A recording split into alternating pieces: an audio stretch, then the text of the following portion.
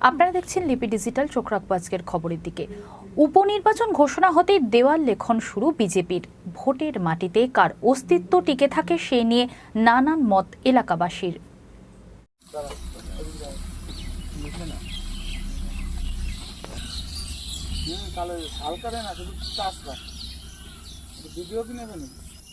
আচ্ছা, এইটা নিয়ে কিন্তু উপনির্বাচনের কথা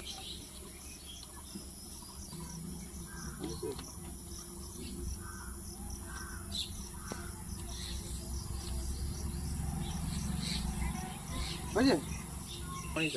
আমাদের ছবি করা মানে ভিডিও করা, ছবি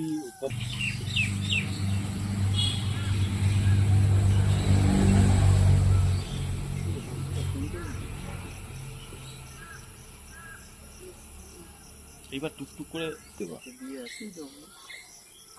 ঠিক আছে, বিজেপি আগে আগে ঘোষণা করে ভালো হয়েছে। ওরাও ম্যানেজ করে পায়খানা করেনি, বাথরুমে গেছে।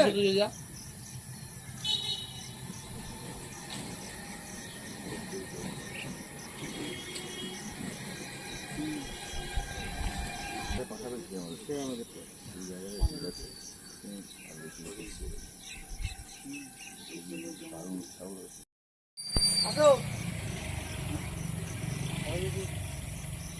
40-50 সেকেন্ড রেকর্ড চলছে তো, অটোমেটিক রেকর্ড কেটে যাবে।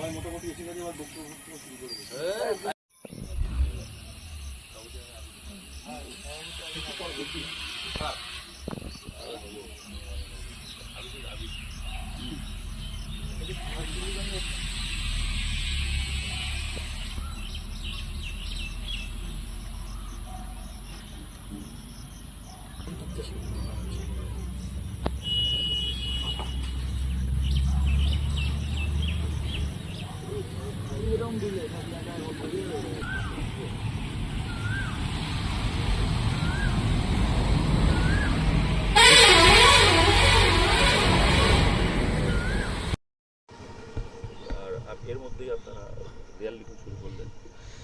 গত লোকসভা নির্বাচনে আমাদের বাগদা বিধানসভা থেকে আমরা 20,361 ভোটে ভারতীয় জনতা পার্টি আমরা এগিয়ে।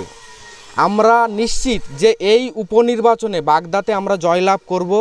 সময় খুব সীমিত, মাত্র 1 মাসের ভেতরে, অর্থাৎ আগামী 10 তারিখে, গতকাল 10 তারিখ চলে গেছে, গতকাল 10 তারিখে নির্বাচন ঘোষণা হয়েছে, আর আগামী 10 তারিখে নির্বাচন, অর্থাৎ 1 মাস। এই 1 মাসের ব্যবধানে নির্বাচন, তাই আমাদের সময় খুব সীমিত। তাই ভারতীয় জনতা পার্টির পক্ষ থেকে যে প্রার্থীকে দল মনোনয়ন দেবে, পদ্ম ফুলের প্রতীকে যে প্রার্থী হবে তাকে আমরা জেতাবো, এবং তার জন্য আমরা আজকে দেওয়াল লিখন শুরু করেছি। 24 ঘন্টা এখনও অতিক্রান্ত হয়নি, আমরা দেওয়াল লিখন শুরু করেছি। আশা করি আগামী 72 ঘন্টার ভেতরে আমরা বাগদার প্রত্যেকটা দেওয়ালে পৌঁছাবো এবং ভারতীয় জনতা পার্টির পক্ষ থেকে আমরা প্রচার অভিযান শুরু করব। এই যে লোকসভা ভোট গেল, সেখানে তো প্রার্থী ছিল বিশ্বজিৎ দাস তৃণমূলের, তিনি আপনাদের বিজেপি প্রার্থী ছিলেন। এবার তো হয়তো তিনি হেরে গেছেন, এবার লড়াইটা কি আরো কঠিন হবে আপনাদের? না না, লড়াইটা একদমই কোথাও কঠিন হবে না। একবার তিনি হেরে গেছেন, আবার জানি না তৃণমূল কংগ্রেসের এখনও প্রার্থী ঘোষণা হয়নি কে প্রার্থী হবেন। যেই প্রার্থী হন না কেন তৃণমূল কংগ্রেসের, ভারতীয় জনতা পার্টির প্রার্থীর কাছে আরও অধিক মার্জিনে উনি পরাজিত হবেন। বাগদা বিধানসভায় আমাদের 20,361 ভোটের লিড রয়েছে। আমাদের সাংসদ, সম্মানীয় সাংসদ, উনি দিল্লিতে গেছেন বিপুল ভোটে জয়লাভ করে এবং উনি কেন্দ্রীয় মন্ত্রী হয়েছেন। আমরা আশা করি ওনার নেতৃত্বে আবার রাজ্য বিজেপিকে বাগদা বিধানসভা সিটটা আবার তুলে দিতে পারবো। উনি আজকে বাগদার মানুষের অধিকার, যে ব্যক্তি ভারতীয় জনতা পার্টির প্রতীকে 2021 সালে নির্বাচনে জয়লাভ করেছিলেন, কিন্তু 6 মাস নয় কাটতে উনি ফুল বদল করে অন্য ফুলে গেছিলেন এবং আবার লোকসভা নির্বাচন আবার অন্য ফুল থেকে উনি করলেন। একজন পদ্ম ফুলের বিধায়ক বিধায়ক হয়ে উনি জোড়া ফুল থেকে আবার নির্বাচনের প্রতিদ্বন্দ্বিতা করলেন। তাই আজকে বাগদার মানুষের এই আবার ভোট দিতে হবে। এই যে ভোট একমাত্র বিশ্বজিৎ দাসের কারণে এই যে ভোটটা হচ্ছে, বিশ্বজিৎ দাসের ব্যক্তিগত স্বার্থের কারণে বাগদার মানুষকে আবার বুথে গিয়ে ভোট দিতে হচ্ছে। তাই বাগদার মানুষের জবাব দেবে, বাগদার মানুষের অধিকার বাগদার মানুষ আবার ফিরিয়ে আনবে এবং বাগদার মানুষ নিজেদের পদ্মফুলের বিধায়ককে আবার ফিরিয়ে আবার বিধানসভায় পাঠাবে। এইটাই আমরা আশা রাখি। আপনার নামটা বলুন। আমার নাম গোপাল গয়ালি, আমি বিজেপি কার্যকর্তা।